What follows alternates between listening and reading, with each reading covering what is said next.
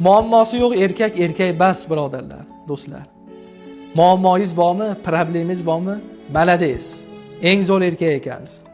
Chunki muammo, problema erkak kishida bo'ladi va buni hal qilgan odamgina erkak hisoblanadi. Bilasizmi, erkak kishiga omad qanaqa keladi? Boshida problema bilan, omadsizlik bilan, pulsizlik bilan keladi. Erkak kishi mana shu musibatlarga sabr qiladigan bo'lsa, ariqqa suv ochgandek omadi keladi. Ishi yurishadi. Puli ko'payadi. Omadi keladi. Qarzlar uziladi. Najotga yetilinadi. Faqat qachon birinchi musibat kelgandan keyin sabr qilsa, shukr qilsa va Robbisiga noshukrlik qilmasa. Men nima uchun bunaqa bo'lyapti?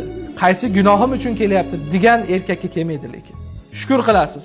Robbim senga shukr. Musibat beribsan. Darajamni ko'tarmoqchisan. Bilaman bunga. Faqat shu kun najot kunini tezlashtirganda duoda turasiz, keyin najot keladi.